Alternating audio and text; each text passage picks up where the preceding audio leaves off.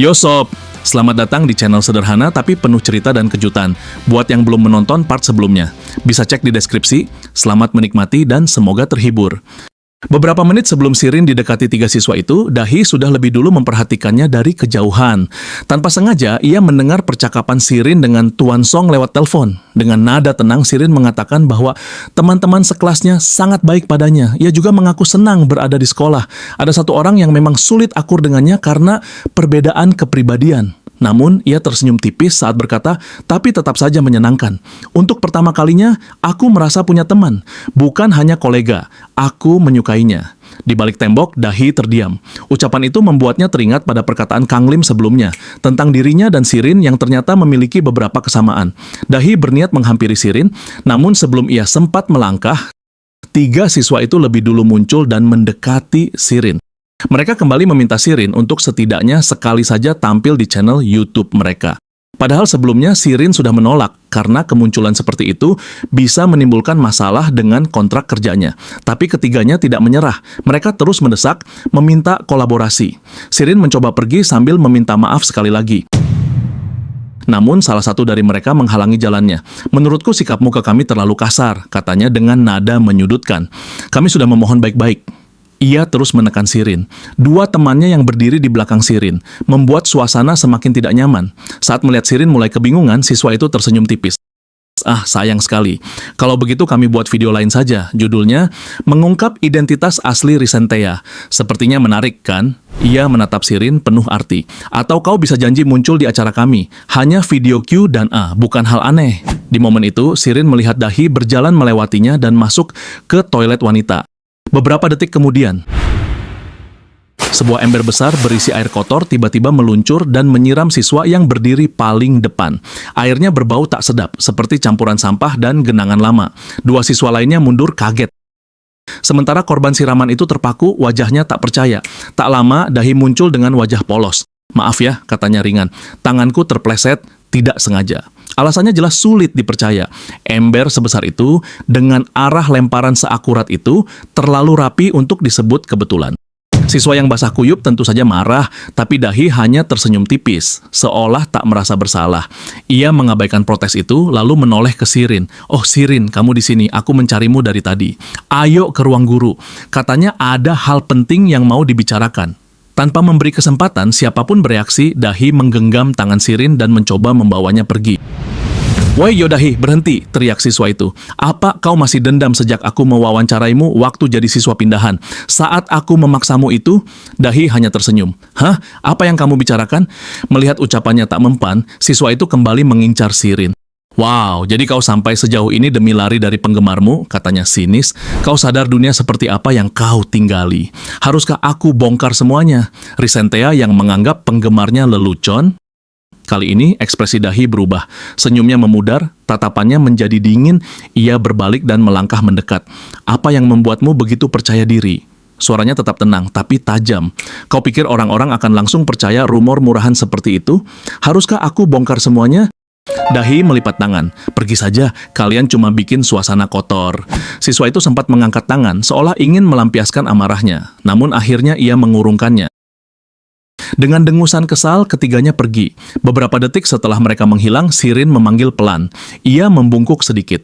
Terima kasih, tadi itu situasi yang sulit. Dahi langsung menoleh ke arah lain, sedikit malu. Barusan, kamu mirip Kang Lim. Mendengar itu, Dahi sedikit kesal. Disamakan dengan Kang Lim, ia sendiri tidak tahu apakah itu pujian atau bukan. Shirin lalu menjelaskan, mungkin selama ini ia salah paham. Ia mendengar rumor tentang Dahi dari Kang Lim, dengan ekspresi serius yang membuatnya berpikir Dahi orang yang sulit dan mungkin jahat. Dari situlah kesalahpahaman bermula. Aku ingin menunda pertandingan kita dulu, kata Shirin pelan. Aku ingin lebih mengenalmu. Dahi tersenyum dan mengangguk. Ia mengajak Shirin ke ruang klub lebih dulu, lalu menyerahkan 1 kunci cadangan. Biar kamu bisa masuk tanpa menunggu yang lain. Dan kalau mau, daftar jadi anggota juga. Sementara itu, Kang Lim berjalan di koridor menuju ruang klub. Pikirannya dipenuhi kekhawatiran tentang hubungan Dahi dan Shirin. Ia takut keadaan justru memburuk. Namun saat ia tiba dan membuka pintu, ia hanya bisa berdiri mematung. Di dalam, Dahi dan Shirin sedang duduk berhadapan mengobrol dengan santai. Suasananya hangat, tidak canggung, Tak lama, keduanya menoleh ke arahnya. Kalian terlihat semakin dekat sekarang, ujar Kang Lim mencoba terdengar biasa. Dahi menyilangkan tangan. Masa kepribadian kami kan beda banget.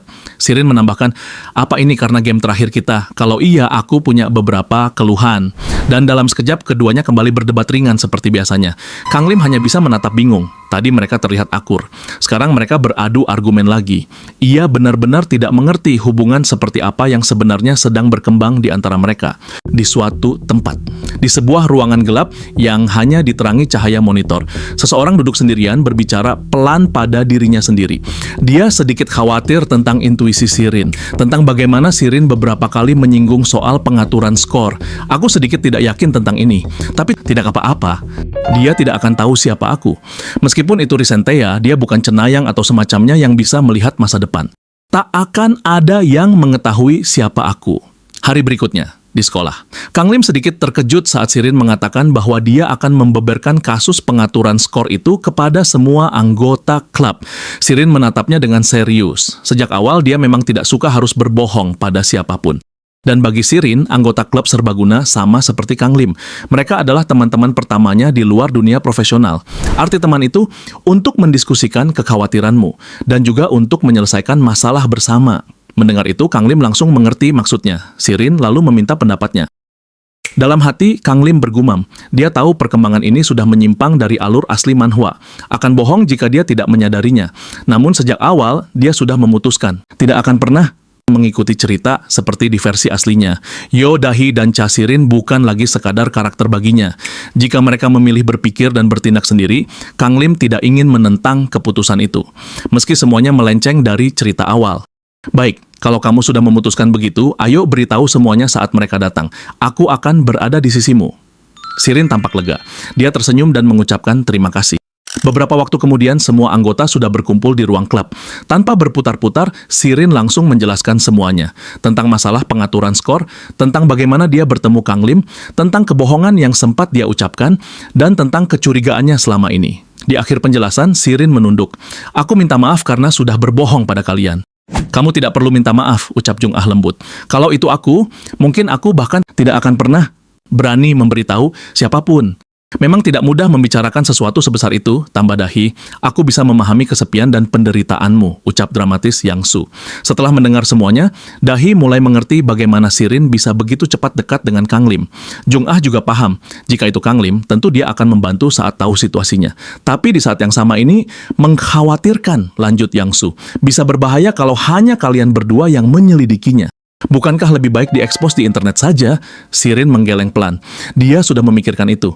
Masih terlalu awal. Kalau aku mengungkapkannya sekarang, aku tidak akan bisa menemukan dalangnya. Dia ingin mengamankan bukti terlebih dahulu. Kang Lim mengangguk setuju. Aku juga setuju. Tapi bagaimana cara kita menemukan orang dalamnya? Tanya Jung Ah. Cha Sirin, kamu bilang email mencurigakan itu hilang saat kamu kembali kan? Tanya Dahi. Sirin mengangguk. Mungkin email itu sudah dihapus begitu dia meninggalkannya sebentar. Kamu juga sudah menyelidiki para rookie. Jadi kemungkinan besar kooperator pengatur skor adalah orang dalam. Untuk sementara, kita sebut saja dia X, lanjut Dahi. Si X pasti sudah mulai curiga padamu. Mungkin belum yakin itu kamu, tapi mereka pasti akan lebih berhati-hati. Bisa saja mereka memilih bertemu langsung daripada online. Tapi kami menghabiskan sebagian besar waktu di ruang latihan. Sulit menemukan seseorang secara terpisah, jawab Sirin. Saat mengatakan itu, Sirin teringat sesuatu. Musim turnamen reguler mereka baru saja berakhir minggu lalu. Akhir pekan ini adalah masa libur. Jika teori Dahi benar, mungkin pelaku akan memanfaatkan waktu itu untuk bertemu secara diam-diam. Yah, itu dia, ucap Kang Lim penuh semangat. Jika Sirin bisa mengetahui rencana liburan para rookie, mungkin dia bisa menemukan siapa yang diam-diam menemui broker. Sirin menatap ketiga anggota lainnya. Maaf, sejak tadi aku merasa bersalah menyeret kalian ke dalam masalah ini. Tapi, maukah kalian membantuku? Dengan kompak, Jung Ah, Dahi, dan Yang Su menjawab, bukankah itu sudah jelas?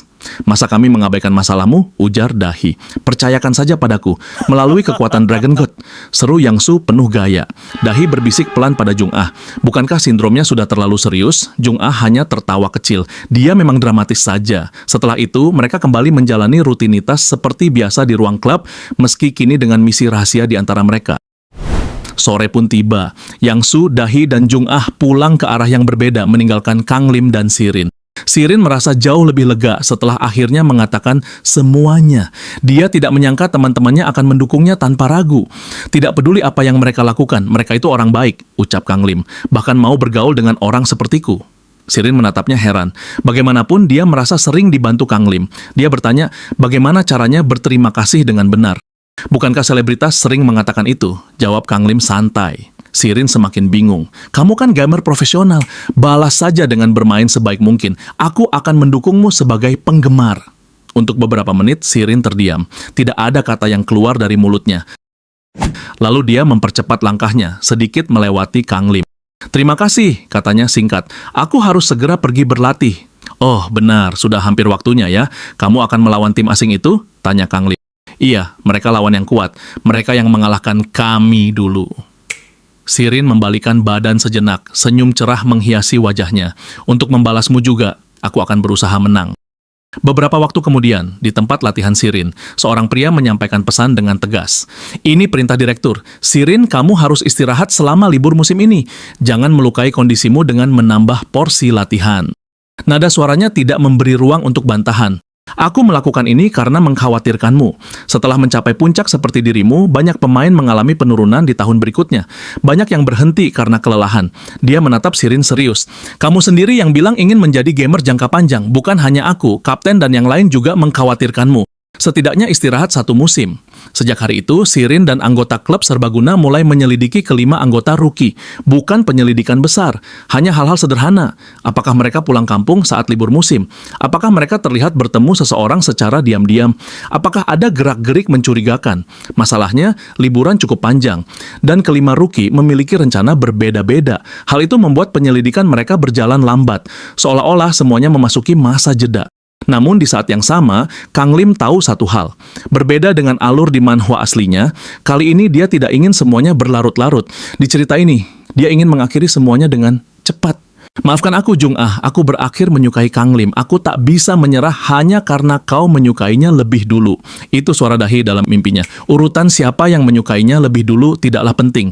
Mencoba memanfaatkan fakta tersebut, bukankah itu terlalu egois? Timpa Sirin. Dalam mimpi itu, Jung Ah hanya terdiam. Ia tidak tahu bagaimana harus menanggapi keduanya. Lalu di hadapannya, Dahi dan Sirin menggandeng Kang Lim dan mulai menjauh. Jung Ah panik, berteriak memanggil mereka agar berhenti, dan ia pun terbangun. Astaga, mimpi apa barusan itu? Gumamnya pelan. Keringat membasahi pelipisnya, wajahnya masih memerah. Sejak mimpi itu, Jung Ah tak bisa fokus pada pelajarannya. Pikirannya terus melayang, membuatnya kelelahan. Saat ia tiba di ruang klub, Sirin sudah lebih dulu berada di sana, duduk sendirian di depan monitor. Melihat hanya ada mereka berdua, Jung Ah mendekat dan berbisik. Yang lain sedang menyelidiki. Sirin menggeleng. Ia menjelaskan bahwa Dahi sedang sibuk dengan pekerjaannya, sementara Kang Lim dan Yang Su pergi ke kelas tambahan sepulang sekolah. Mengenai penyelidikan, Sirin juga mengatakan bahwa semuanya akan memakan waktu lebih lama dari yang ia perkirakan. Dengan penuh semangat, Jung Ah mengangguk. Tidak masalah, kami akan membantu sampai akhir. Terima kasih. Aku ingin membalas budi pada anggota klub serbaguna. Jika tidak keberatan, aku ingin membawakan lebih banyak komputer, ucap Sirin. Jung Ah sedikit ragu. Harga komputer bukanlah sesuatu yang murah, bahkan untuk spesifikasi rendah sekalipun. Namun Sirin menjelaskan bahwa ia jarang menghabiskan uangnya. Ia bahkan tidak terlalu mengelola rekening banknya dan membiarkannya begitu saja. Gaji dan penghasilannya terus terkumpul dari waktu ke waktu. Saat Jung Ah melihat jumlah uang di ponsel Sirin, wajahnya membeku. Angkanya terlalu besar untuk ukuran anak sekolah. Sirin sempat berkata bahwa awalnya ia ingin membalas budi lewat YouTube, tetapi Kang Lim menyuruhnya untuk tidak melakukannya. Ucapan itu membuat Jung Ah kembali teringat pada mimpinya, terutama kalimat Sirin di sana. Setelah mendengar niat Sirin, Jung Ah pun ingin melakukan hal yang sama untuk Kang Lim. Ia ingin membalas semua kebaikan Kang Lim. Coklat yang ia berikan terakhir kali hanyalah hadiah Valentine yang tertunda. Apa yang Kang Lim inginkan akhir-akhir ini, pikirnya. Beberapa waktu kemudian, Jung Ah menemui Kang Lim setelah kelas tambahannya selesai. Apa yang kamu inginkan sekarang? Tanyanya langsung.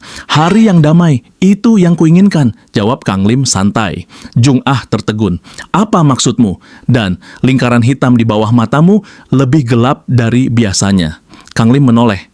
Bagaimana kamu tahu? Aku yakin yang lain juga menyadarinya. Ia menggaruk rambutnya. Mungkin karena aku tidak bisa tidur dengan baik. Soal keinginan, aku tidak punya sesuatu yang benar-benar kuinginkan sekarang. Kalau begitu, survei karier kemarin, apa yang kamu tulis? Belum menentukan. Jung Ah mengerutkan alis lalu mengangguk mengerti. Dalam hati ia berpikir, sama seperti Kang Lim yang membaca manhwa ciptaannya. Mungkin ia juga bisa membantu Kang Lim memikirkan jalur kariernya. Namun sore itu, dalam perjalanan pulang, ia hanya bisa menghela napas. Sekali lagi, tidak banyak yang bisa kulakukan untuk Kang Lim. Ia sudah mencoba beberapa hal, memberi kolong, tetapi Kang Lim malah berkata, adik perempuannya senang mengumpulkan hadiah. Ia mencoba menata rambutnya, namun tak lama kemudian rambut itu kembali seperti semula. Ia bahkan mencoba membuat kue sendiri, tetapi hasilnya gosong dan gagal total. Dengan putus asa, Jung Ah menenggelamkan wajahnya di meja belajar. Tak lama kemudian, wali kelasnya memanggil Park Jung Ah. Tidak ada respon.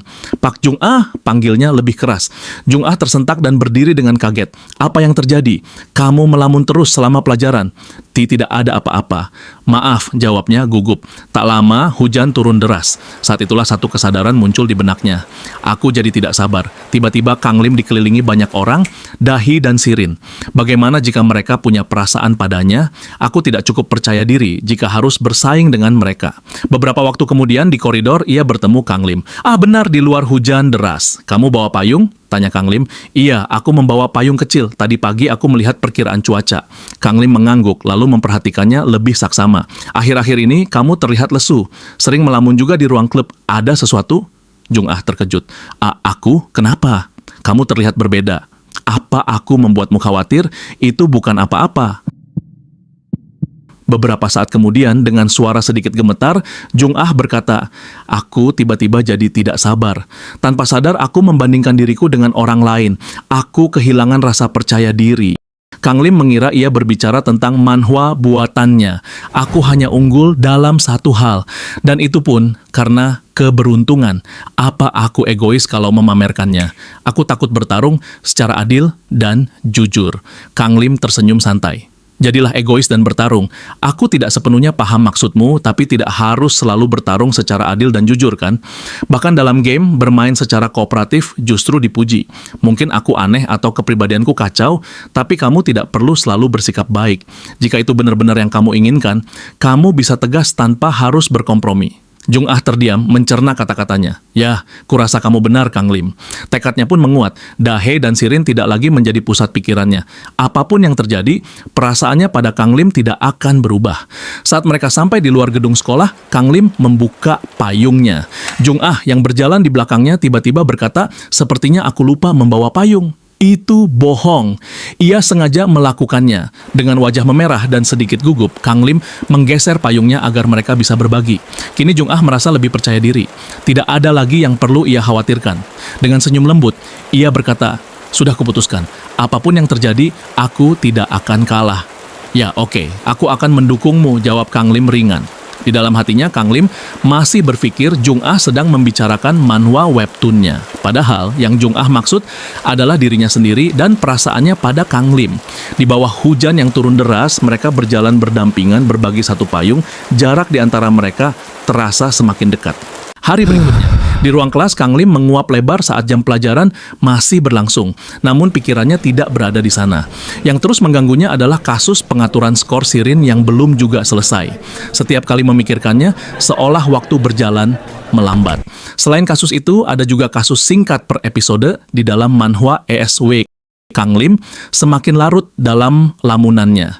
Ia mengingat segala hal yang berhubungan dengan Yodahi di dalam manhwa tersebut. Ini sudah hampir waktunya. Kasus pilek Yodahi akan terjadi. Sebenarnya hal ini bukan hal khusus. Hanya saja Yodahi pilek dan sakit selama berhari-hari. Menurutku di kasus ini, kombinasi tokoh utama dan Yodahi terlalu kuat. Apakah ini untuk mencegah penyelesaian kasus pengaturan skor? Kurasa ini adalah jalan cerita untuk mengecualikan Yodahi. Tetapi hal itu tidak diperlukan saat ini. Aku tidak ingin melihat dia melemah karena kesehatannya. Kang Lim membayangkan sekilas kondisi saat Yodahi sakit. Ia segera menepis pikiran itu dan mulai memikirkan cara mencegah Yodahi terkena flu. Saat itu Kang Lim sempat ingin bertanya pada Yang Su yang duduk di sampingnya. Namun baru beberapa kata terucap, ia membatalkannya. Kang Lim tahu, jika ia bertanya pada Yang Su, ia hanya akan mendapat jawaban aneh ala Chu Nibyo. Ia kembali berpikir, tidak aneh jika mereka mengatakan bahwa Yo Dahi kebal dengan pilek, dengan fisiknya yang curang itu. Jika dia tetap terkena pilek, hanya ada satu penyebab yang bisa aku prediksi. Beberapa waktu kemudian, di ruang klub, Kang Lim bertanya pada Dahi kenapa ia tidak beristirahat dari memenuhi permintaan klub-klub di sekolah. Di hari ketika kau tidak ada kerja modeling, sepertinya kau tetap tinggal sampai sepulang sekolah dan kesana kemari melakukan aktivitas klub. Dahi menoleh, heran kenapa Kang Lim tiba-tiba membahas topik itu. Apa ini? Kenapa tiba-tiba sekali? Lagian aku belum bisa keluar sampai larut malam akhir-akhir ini. Adik-adikku didaftarkan ke kelas tambahan sepulang sekolah. Aku harus menjemput mereka sebelum jam makan malam.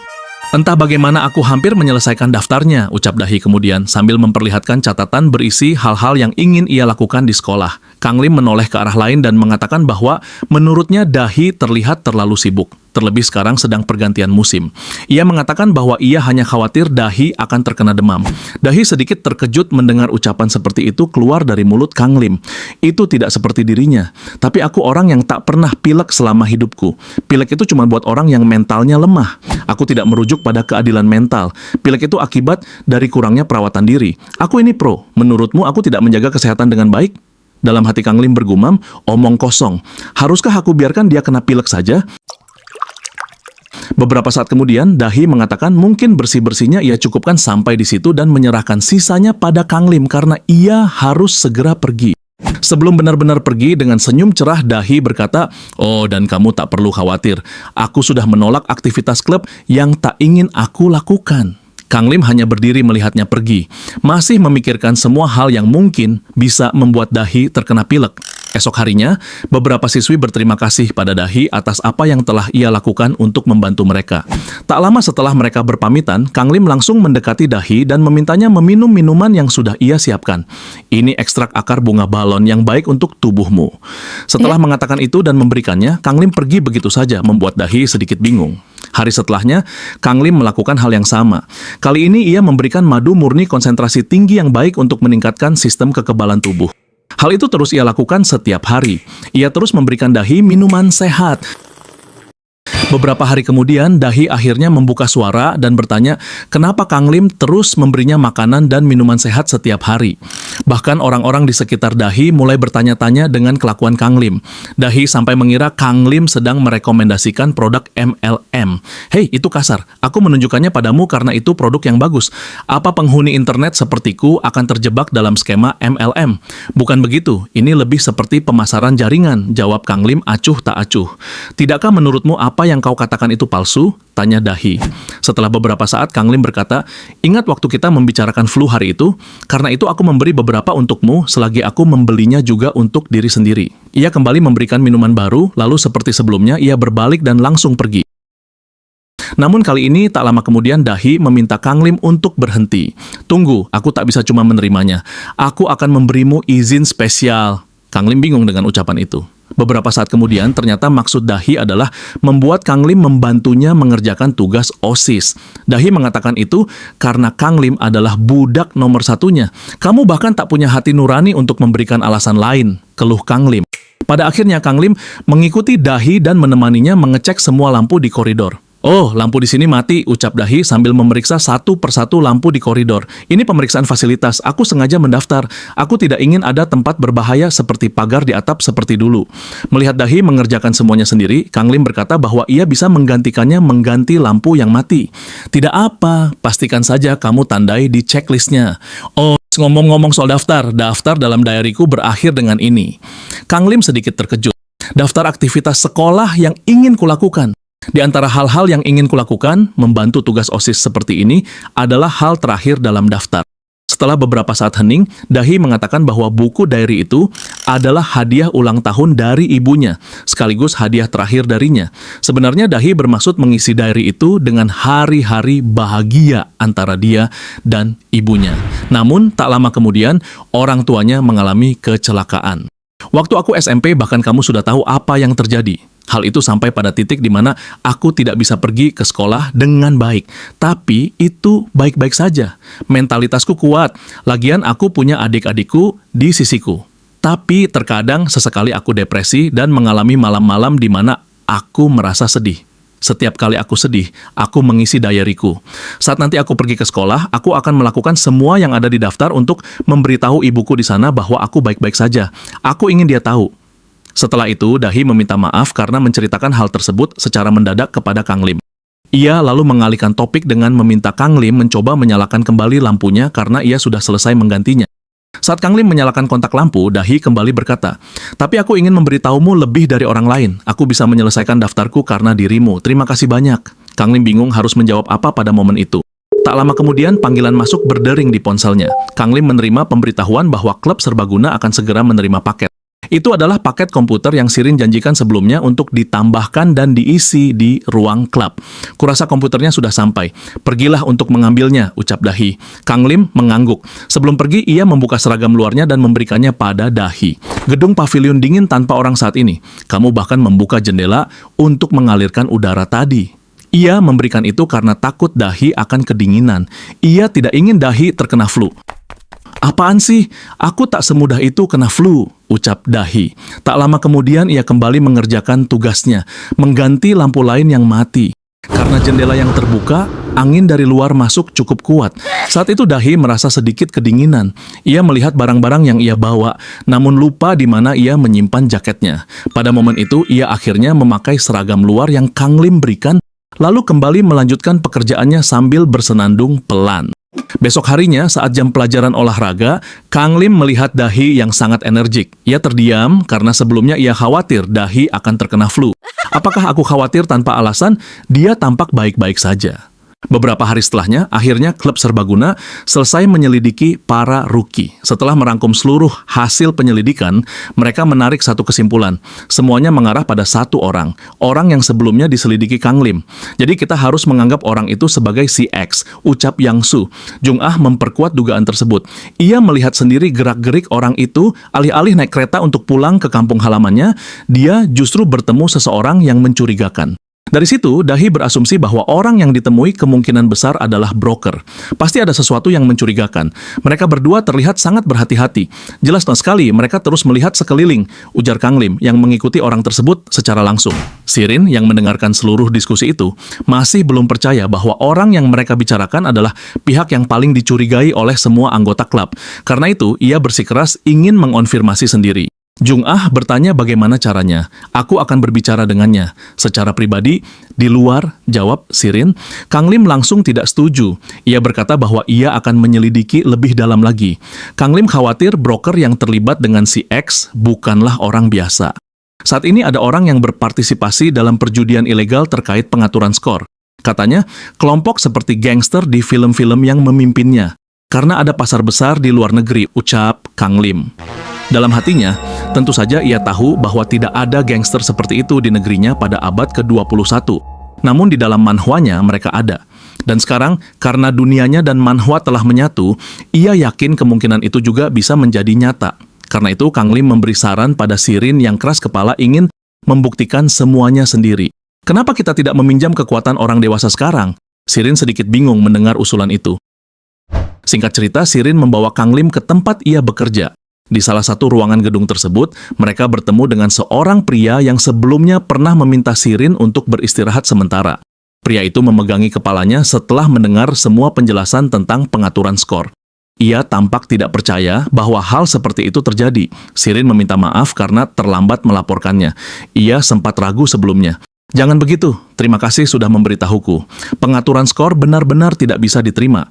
Menipu dan mengkhianati penggemar adalah yang terburuk. Aku akan bertanggung jawab dan menyelidikinya." Ia juga berterima kasih pada Kang Lim. Meski Kang Lim orang luar, ia telah membantu. Tak lama kemudian, pria itu mengatakan bahwa ia akan menghubungi asosiasi terlebih dahulu mengenai masalah ini. Kang Lim dan Shirin mengangguk lalu keluar dari ruangan. Begitu sendirian, pria itu menghela napas panjang. Bagaimana ini bisa terjadi? Ia kemudian menelepon seseorang dan mengatakan bahwa ada seekor lalat yang mengganggu. Sepertinya mereka tidak tahu, ini bukan pertama kalinya kita melakukan hal seperti itu. Ternyata orang yang ia telepon adalah broker yang sebelumnya hendak ditemui Shirin. Kurasa itu melegakan. "Apa yang akan kau lakukan sekarang?" tanya si broker dari balik telepon. Pria itu, yang sering dipanggil Direktur Ma, memerintahkan agar semuanya segera dikubur diam-diam seolah tak pernah terjadi apa-apa. Karena yang mencurigai adalah Shirin, ia yakin Shirin tidak akan membiarkannya begitu saja. Maka ia berencana membalikan keadaan dan menyalahkan semuanya pada Shirin. "Apa kau yakin?" tanya si broker. "Aku punya rencana. Masih ada waktu. Aku akan mulai menyusunnya sekarang. Aku hanya butuh beberapa orang dari pihakmu untuk membantu." Setelah menutup telepon, Direktur Ma menatap foto di dinding. Dalam foto itu terlihat Cha Shirin dan seluruh anggota tim bersama dirinya sedang memegang piala kemenangan. "Tapi Cha Shirin, setidaknya kau sudah mendapatkan banyak uang. Maafkan aku, tapi kau harus membalikan kasus ini. Aku tidak akan membiarkanmu pergi." Ia tersenyum tipis. Saat itulah pintu tiba-tiba terbuka keras. Kang Lim masuk tanpa sopan santun. Direktur Ma terkejut dan bertanya mengapa Kang Lim kembali. Dengan santai Kang Lim menjawab bahwa ia tidak sengaja meninggalkan ponselnya. Padahal sebelumnya ia memang sengaja meletakkannya di sudut kursi tempat ia duduk. "Ya ampun, sepertinya aku perlu alat perekam baru atau semacamnya," ucap Kang Lim sambil melihat layar ponselnya yang masih merekam suara. "Oh, silakan lanjutkan apa yang tadi Anda bicarakan." Direktur Ma tertawa kecil. "Mungkin kau salah paham." Nada suara Kang Lim berubah dingin. "Hei, berhentilah mencari alasan yang tidak berguna. Apa kau tidak makan waktu kecil? Aku tahu kaulah si X, orang dalam pengaturan skor. Lebih tepatnya, penengah dari rencana ini." Kang Lim mengatakan ia sudah menemukan 3 bukti. Pertama, Direktur Ma mencegah Shirin berpartisipasi dalam turnamen. Dalam hati, meski terdengar santai, Kang Lim tahu semua itu berkat bantuan manhwanya. Dari sana ia berasumsi bahwa Direktur Ma adalah si X. Di dalam manhwa, Shirin dan yang lain menyelesaikan kasus itu dengan metode berbeda, lebih cepat dan akurat. Sementara Kang Lim dan klub serbaguna harus mengumpulkan informasi dan bukti dari nol. Masalah terbesar adalah menjaga Cha Shirin agar tetap bersama mereka dan tidak bertindak sendiri. Penyelidikan terhadap para rookie sebenarnya hanya untuk mengulur waktu. Penampilan si X saat bertemu orang mencurigakan adalah foto palsu yang diambil Kang Lim. Ia berpura-pura menjadi si X. Ia harus membohongi semua anggota klub demi mengarahkan semuanya ke adegan terakhir. Dan rencananya berhasil. Ia bahkan mendapat kesempatan untuk menangkap broker juga. Direktur Ma mulai gelisah tetapi tetap berusaha mengelak. "Hanya karena alasan itu kau pikir aku terlibat dalam pengaturan skor?" Kang Lim menghela napas lelah lalu mengeluarkan sesuatu dari sakunya.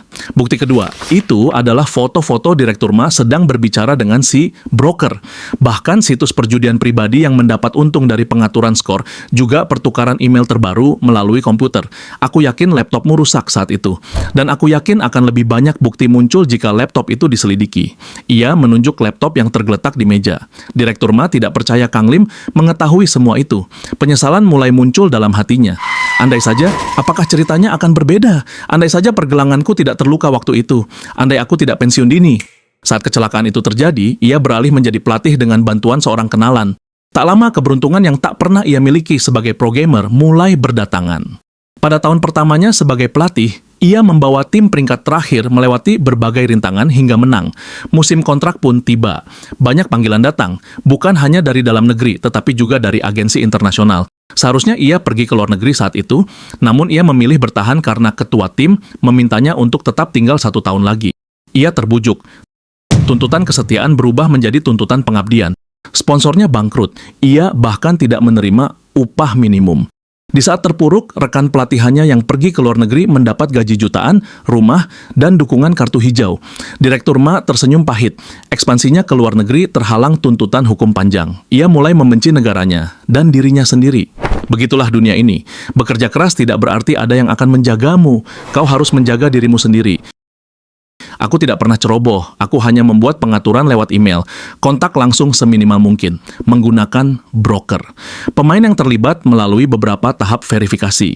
Aku merekrut pemain dari cabang olahraga lain untuk menyembunyikan jejak. Aku mencuci uang melalui rekening pinjaman dan mata uang kripto. Seharusnya mustahil bagiku untuk ketahuan. Ia berpikir keras. Di mana kesalahannya? Bagaimana Kang Lim tahu segalanya? Siapa kau sebenarnya? Apa kau ini? Teriaknya. Kang Lim menatapnya tenang. "Namaku Kang Lim, aku hanyalah seorang murid sekolah biasa." Direktur Ma yang sudah benar-benar buntu mulai memikirkan cara untuk membungkam Kang Lim. Ia tahu jika para broker sampai mengetahui situasi ini lebih dulu, masalah mungkin bisa diselesaikan secara diam-diam. Namun bila Kang Lim bergerak lebih cepat dan melaporkan semuanya, keadaan akan menjadi jauh lebih rumit. Karena itu, manajer Ma mulai menyusun rencana untuk menyingkirkan Kang Lim saat itu juga. Setelahnya, ia akan meminta pihak broker membereskan sisanya. Kang Lim yang sempat terdiam beberapa saat akhirnya kembali angkat bicara seolah sudah membaca niat tersembunyi Direktur Ma.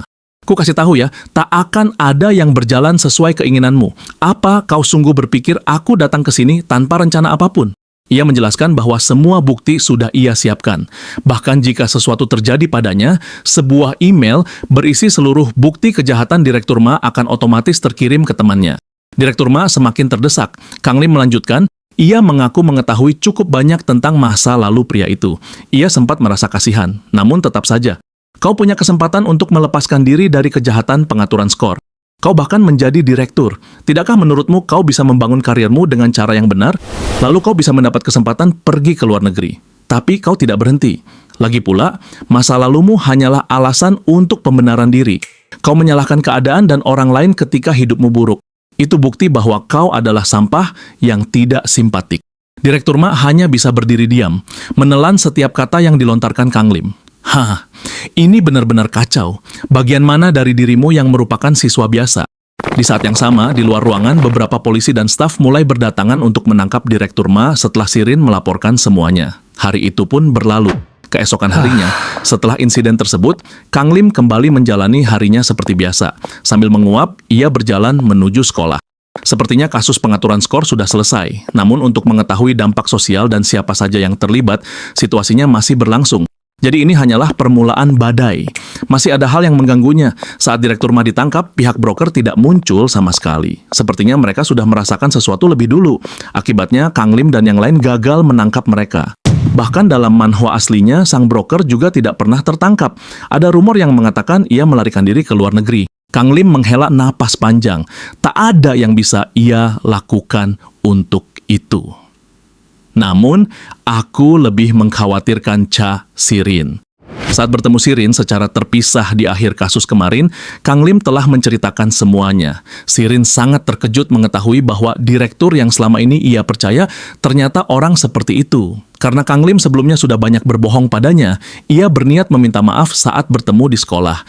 Namun ketika jam pelajaran dimulai, wali kelas mengumumkan bahwa hari itu Cha Shirin tidak masuk. Kang Lim langsung terkejut. Saat jam istirahat, Dahi menghampirinya. Kau tahu sesuatu tentang absennya Shirin? Tanyanya. Kang Lim menggeleng ragu. Ia memberitahu bahwa kemarin Shirin sempat mengatakan akan berbicara dengannya hari ini. Namun sekarang justru tidak hadir. Apa dia dipanggil untuk semacam penyelidikan sanksi? Gumam Kang Lim penasaran. Mungkin itu sebabnya dia mengabaikan pesanku, ujar Dahi. Dahi juga memberitahu bahwa orang-orang mulai membicarakan kompetisi lain yang akan segera diadakan. Kang Lim mengangguk. Ia tahu Shirin ikut serta dan akan berangkat larut malam. Dahi mendekat dan berbisik pelan di samping telinga Kang Lim.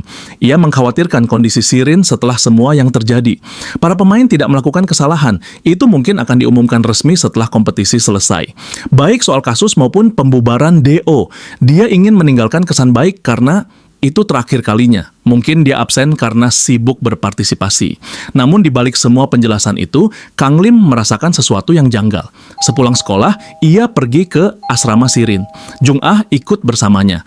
Namun asrama tidak bisa dimasuki karena masih dalam proses penyelidikan. Jung Ah memberitahu bahwa Yang Su sudah mencoba mencarinya ke warnet yang biasa Shirin datangi, tapi hasilnya nihil. Apa dia pergi ke rumah orang tuanya? Tanya Jung Ah. Dalam hati, Kang Lim langsung menyangkal. Saat ini orang tua dan gurunya sedang berada di luar negeri. Ketika Kang Lim mencoba menelepon lagi, ia menemukan ponsel Shirin tergeletak di teras tidak jauh dari tempatnya berdiri. Ia mengambil ponsel itu. Layarnya retak mungkin karena terjatuh. Kamera masih menyala. Saat membuka foto terbaru, Kang Lim melihat sosok yang tidak asing. Itu adalah si broker bersama rekannya. Mereka sedang mencoba membawa Shirin pergi. Di waktu yang sama, di dalam mobil sang broker. Hyung Nim, apa ini benar-benar tidak apa-apa? Tanya rekannya. Sang broker menjawab, tenang. Ia melakukan ini agar bisa pergi tanpa menarik perhatian. Rute kabur darurat yang kita siapkan ditemukan lebih cepat dari yang kuduga. Jika kita tidak melakukan apa-apa, kita akan tertangkap sebelum meninggalkan negara ini. Ia ingin memperlambat gerakan polisi. Ia yakin Direktur Ma akan tetap diam. Karena itu, ia membawa Shirin yang kemungkinan bisa menjadi pelapor. Tentu saja bukan hanya karena itu. Dia perlu menebus kekacauan yang dia buat dan membayarnya.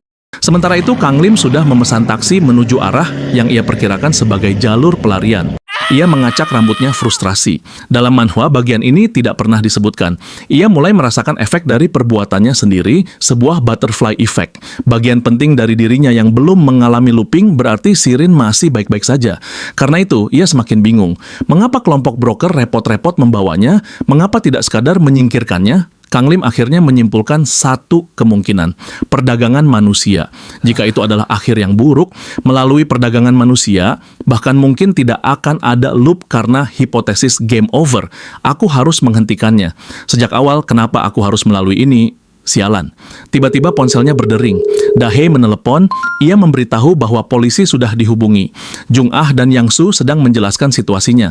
Meski tampaknya polisi belum sepenuhnya percaya, Kang Lim mengatakan ia sedang menuju pelabuhan. Ia mengetahui informasi itu dari manhwa, namun tak punya cara untuk menjelaskannya. Nah Kang Lim, terkadang kamu selalu seperti ini. Kamu tiba-tiba marah dan mengatakan hal-hal yang bahkan tidak kamu jelaskan. Tapi, aku akan mempercayaimu, ucap Dahi. Kang Lim tidak pernah menduga akan mendengar itu. Kamu selalu mengatakan yang sebenarnya sejak insiden stalker. Aku sempat tidak mempercayaimu waktu itu. Tapi mulai sekarang, meski terdengar tidak masuk akal, aku akan percaya kata-katamu. Kang Lim terdiam, lalu tersenyum. Terima kasih. Dengan wajah memerah karena malu, Dahi kembali berkata, tunggu sebentar, aku akan menemukannya sekarang. Kang Lim bingung dengan maksudnya. Ayolah, kamu bilang pelabuhan. Apa kamu tahu seberapa besar pelabuhan itu? Sulit menyelundup lewat perahu kecil seperti di film, kecuali mempertaruhkan nyawa. Menyelinap ke kapal kargo lebih realistis. Kita bisa mempersempit pencarian lewat daftar izin keberangkatan. Dengan cepat, Dahi memeriksa jadwal kapal hari itu. Ia mengecualikan anak perusahaan dari perusahaan besar, serta kapal berjadwal reguler lalu fokus pada kapal kargo. Akhirnya ia menemukan satu kapal kargo kecil yang mengajukan keberangkatan secara mendesak. Dahi segera mengirimkan lokasi kapal tersebut dan meminta Kang Lim memeriksa sekelilingnya. Dan benar saja, seperti yang diprediksi Dahi, Kang Lim akhirnya menemukan si broker. Saat Shirin tersadar, ia tak percaya bahwa dirinya telah dibekap dan tak mampu melakukan apapun. Ia tahu kini dirinya menjadi korban penculikan.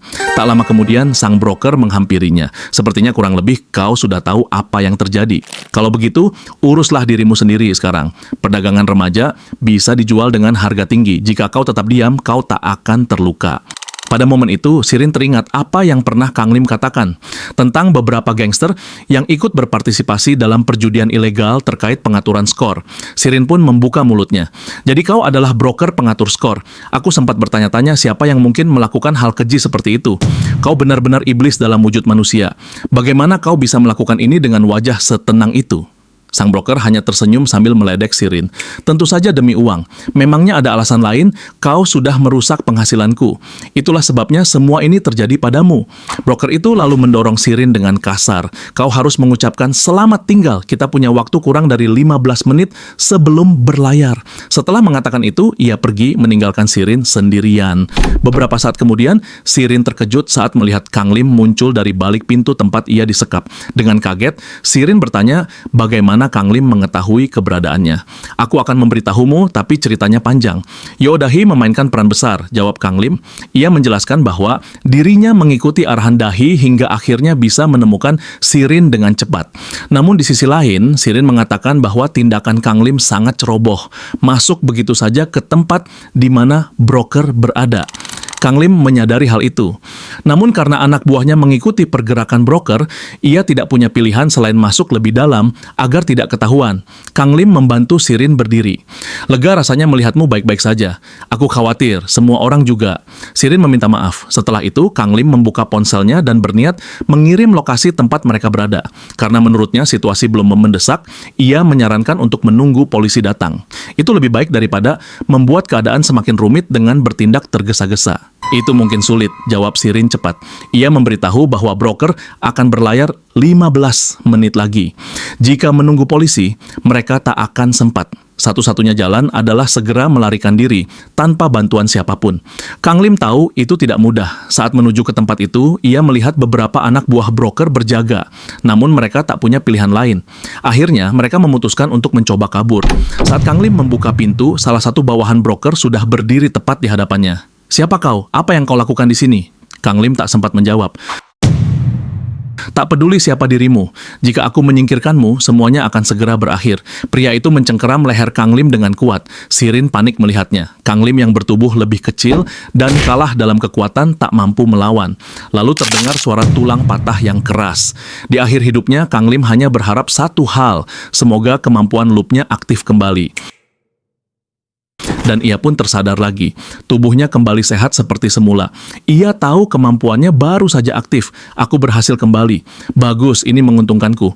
Aku sudah memastikan lokasi Sirin. Kali ini jangan masuk ke dalam gedung. Tunggu di luar saja. Namun, titik kembali, save point, ternyata berada saat ia sudah berada di dalam gedung. Peristiwa yang sama terulang. Bawahan broker menemukannya. Kejadian selanjutnya pun identik. Kang Lim mati lalu kembali mengulang ke saat ia sedang membuka ikatan Sirin. Pada kesempatan kedua, dalam kepanikan, Kang Lim justru mengikat kembali tali yang tadi telah ia lepaskan dari tubuh Sirin. Sirin kebingungan melihat tingkahnya. Setelah mengikat Sirin, Kang Lim langsung bersembunyi di sudut ruangan di antara drum kosong dan meminta Sirin tetap diam. Tak lama, pria tadi masuk kembali. Dengan nada keras, ia memperingatkan Sirin agar tidak membuat kebisingan dan tetap diam. Setelah itu, pintu ditutup keras-keras. Saat keadaan kembali tenang, Kang Lim keluar dari persembunyiannya. Ia memegangi jidatnya, pusing. Ia berpikir keras. Ini adalah skenario terburuk. Ia tak menyangka titik awal hidup kembalinya berada di dalam wilayah musuh, tanpa bantuan dari luar. Sekarang hanya ada satu pilihan, menggunakan loop secara aktif. Tapi jika ada batas jumlah loop, kita bisa celaka. Ia menguatkan tekadnya. Tidak apa-apa, ia sudah bersiap menghadapi situasi seperti ini, merangkum berbagai episode di ESW dalam pikirannya. Dalam beberapa kasus, situasi seperti ini pasti pernah terjadi. Kang Lim lalu berbicara pada Sirin. Meski terdengar aneh, maukah kau percaya dan mengikutiku? Sirin sempat khawatir melihat wajah Kang Lim yang tampak lelah. Aku memang tidak baik-baik saja, tapi justru itu yang membuatnya sempurna. Dunia sudah gila, jadi aku harus ikut gila untuk bertahan hidup. Jadi, maukah kau mengikuti ucapanku? Akhirnya Sirin setuju, meski masih kebingungan. Tanpa membuang waktu, Kang Lim menjalankan rencananya. Ia membawa Sirin membuntuti salah satu anak buah broker yang sedang sibuk menelepon. Diam-diam Kang Lim merekam ucapannya. Oh, barang di gudang, aku akan memeriksanya. Kau istirahat saja, Hyung. Ya, baiklah. Semua ucapan itu terekam. Beberapa saat kemudian, pria itu merasa ada seseorang di belakangnya. Saat menoleh, ia tak melihat siapapun. Hanya pintu penghubung yang sebelumnya ia rasa sudah tertutup, kini terbuka. Tanpa sadar, ia kembali menutupnya. Kesempatan itu tak disia-siakan. Kang Lim segera berlari menjauh sambil menggenggam tangan Sirin. Ia juga membawa jaket yang didapatnya saat bersembunyi tadi. Saat terus berlari, Sirin menunjuk ke arah kanan. Kang Lim, ada pintu darurat di sebelah sana. Itu terkunci. Aku sudah tertipu di sana dan menyia-nyiakan lebih dari 10 kali percobaan. Aku juga mencoba melompat keluar, tapi jendelanya tertutup rapat. Akhirnya mereka tiba di sebuah ruangan yang cukup luas. Sekarang bagian paling rumit, ujar Kang Lim. Ia memasangkan jaket yang dibawanya pada sebuah tiang di ruangan itu. Menggantungnya sedemikian rupa. Lalu ia menarik Sirin dan bersembunyi di balik jaket itu. Tak lama, dua anak buah broker masuk ke ruangan tersebut dan melewati Kang Lim dan Sirin yang bersembunyi.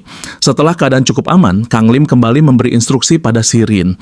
Sirin tetap diam dan mengikuti meski pikirannya semakin dipenuhi kebingungan. Saat mereka melanjutkan langkah, seorang pria lain berjalan sambil mengeluh karena harus menjaga Sirin yang menurutnya masih berada di ruangan awal. Sirin berbisik pelan, memperingatkan agar segera bersembunyi. Jika tetap di balik tembok itu, mereka akan ketahuan. Pada saat itulah Kang Lim memutar potongan rekaman yang sebelumnya ia buat. Aku akan memeriksanya. Kau istirahat saja, Hyung. Pria itu menanggapi tanpa curiga. Hah? Apa kau di sana? Kalau begitu bisa kau bawa anak itu ke sini? Ya, tentu. Sirin hanya bisa tertegun.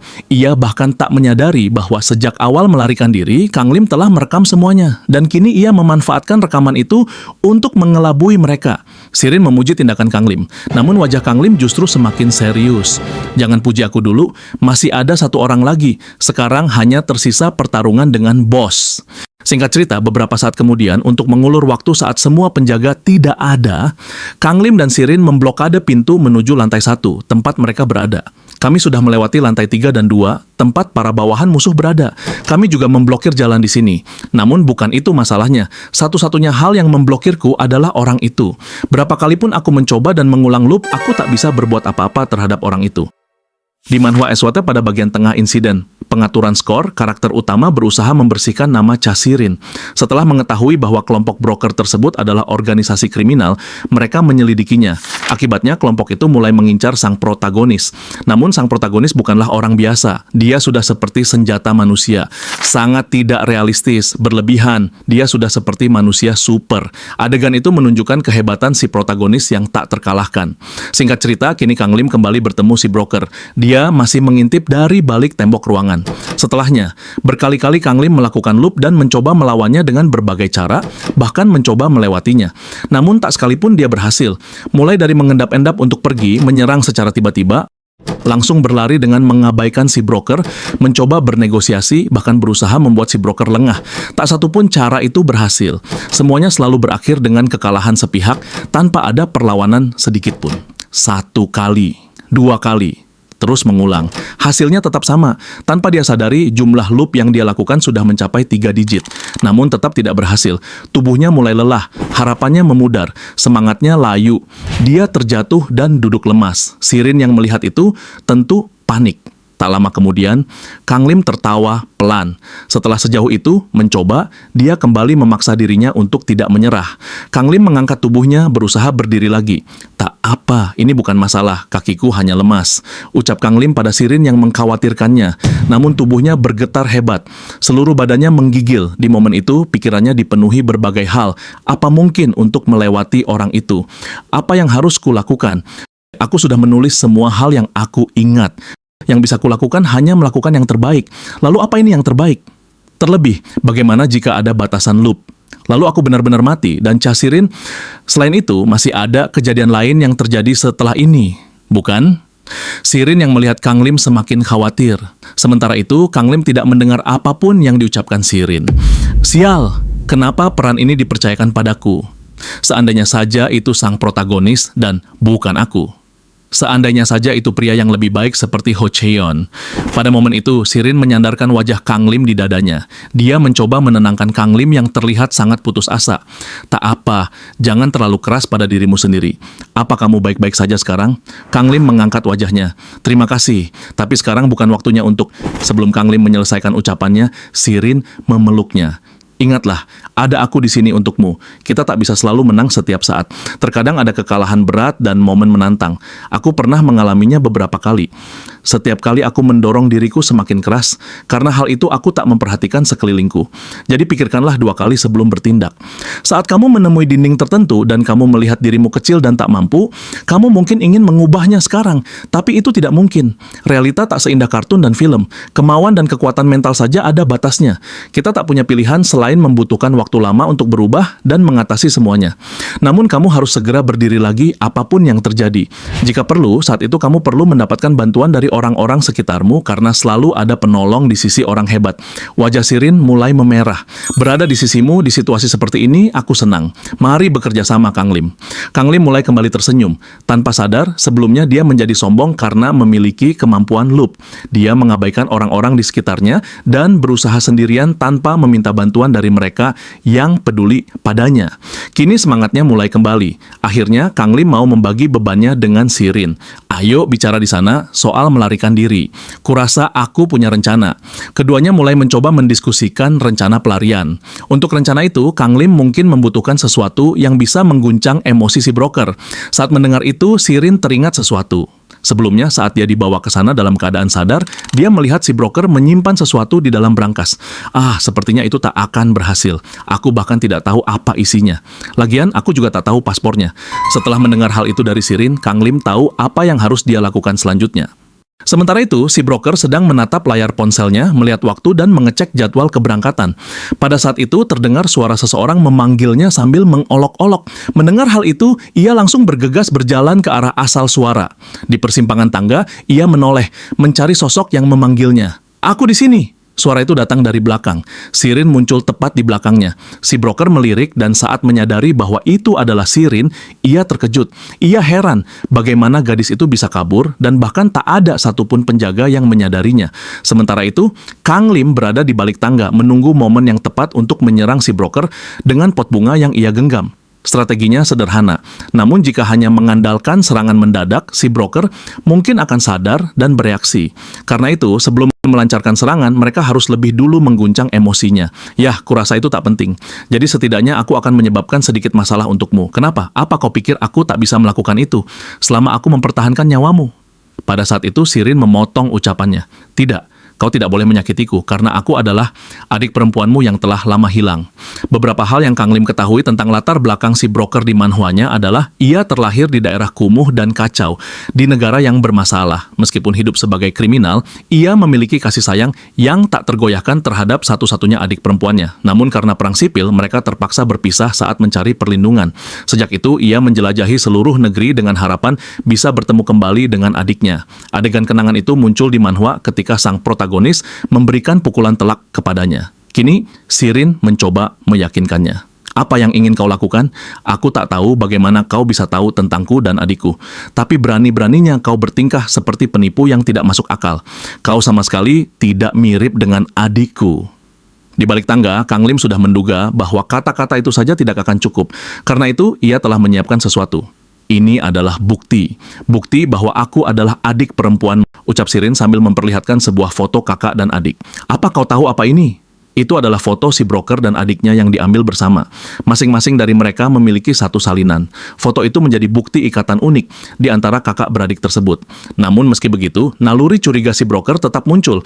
Apakah itu benar-benar foto yang dipegang adiknya? Ataukah foto yang ia simpan rapat di dalam berangkasnya? Ia mulai bertanya-tanya, mungkinkah Sirin mengambilnya diam-diam dan berpura-pura menjadi adiknya? Namun ia segera menepis kemungkinan itu. Alasan ia menyimpan foto tersebut di dalam berangkas adalah karena sifat pekerjaannya. Ia tak suka fotonya disalahgunakan. Karena itu, ia menyimpannya bersama paspor di dalam berangkas. Dengan kata lain, kecuali sandi berangkasnya dipecahkan, mustahil Sirin bisa mendapatkan foto itu. Dan sandi 4 digit itu tentu tak mungkin dibuka dengan cepat. Saat emosi si broker mulai goyah, disitulah Kang Lim mengambil kesempatan. Ia melompat dari atas tangga, menerjang si broker sambil menggenggam pot bunga untuk menyerangnya. Karena emosinya sedang tidak stabil, si broker terlambat bereaksi. Kang Lim berhasil merubuhkannya. Setelah itu, Kang Lim segera meminta Sirin yang telah memegang tali untuk mengikat si broker yang sudah tersungkur. Beberapa saat kemudian, si broker bertanya, bagaimana mereka bisa tahu tentang dirinya dan adiknya? Dan jika mereka mengambil foto itu dari berangkasnya, bagaimana mereka bisa mengetahui sandinya dengan mudah? Kang Lim hanya tersenyum. Hanya dia yang tahu bahwa mereka tak akan pernah menyadari satu hal. Ia telah mengulang loop berkali-kali demi bisa membuka isi berangkas tersebut. Aku hanya mencoba membuka berangkasnya. Maksudku, mulai sekarang gunakanlah sandi 5 digit. 4 digit terlalu mudah. Hanya butuh 10.000 kali percobaan. Ucapnya sambil mengepalkan tangan dan memukul si broker hingga pingsan. Setelah semuanya berhasil, mereka sedikit bernapas lega. Namun tak lama kemudian, anak buah si broker di lantai 3 dan 2 mulai sadar dan memberitahu bahwa Sirin telah menghilang. Mereka tidak bisa langsung menuju lantai 1 karena Kang Lim dan Sirin telah memblokade akses sebelumnya. Singkat cerita, keduanya segera bergegas meninggalkan tempat itu. Saat tiba di luar gedung, Kang Lim menoleh ke sekeliling, seakan mencari sesuatu. Aku yakin itu ada di sekitar sini. Sudah lama sekali, sampai aku hampir tidak ingat. Sirin kebingungan mendengar ucapannya. Tak lama kemudian, Kang Lim menemukan apa yang ia cari. Sepeda yang ia gunakan untuk datang ke tempat itu. Tanpa membuang waktu, ia langsung mengayuh sepeda tersebut menjauh, sementara Sirin duduk di kursi belakang. Hari sudah gelap. Tak lama kemudian, siren polisi terdengar dari kejauhan menuju arah tempat si broker dan anak buahnya berada. Sirin yang dibonceng meminta Kang Lim untuk berhenti saja. Ia tahu Kang Lim pasti sudah sangat kelelahan. Tidak, ini belum selesai, ucap Kang Lim. Sirin menoleh dan bertanya apa maksudnya. Jika kita bergegas sekarang, kamu tak akan terlambat untuk penerbanganmu. Bukankah kamu punya penerbangan untuk berangkat ke pertandingan internasional? Bukankah akan jadi masalah kalau kamu melewatkannya? Karena ini panggung terakhirmu untuk bermain sebagai DO. Ini pertandingan penting bagimu. Kamu sudah berjanji akan menunjukkan padaku cara untuk menang, bukan? Mendengar itu, wajah Sirin kembali memerah. Ia berkata bahwa berkat Kang Lim, ia telah belajar banyak hal baru. Dalam hatinya, Sirin bergumam, meskipun aku jauh dari kata biasa saat ini, perasaan ini bergema di hatiku. Sepertinya aku tahu nama emosi itu, Di gelapnya malam ini, perasaan baru telah tumbuh semakin kuat. Singkat cerita, sejak saat itu, waktu berlalu tanpa hambatan apapun. Cha Sirin pada akhirnya berhasil memenangkan kompetisi internasional. Pada waktu yang sama, skandalnya terungkap segera setelah kompetisi berakhir. Kang Lim tersenyum saat melihat berita itu. Hal ini berakhir seperti di cerita manhwanya kan? Dan aku berhasil melindungi senyuman itu.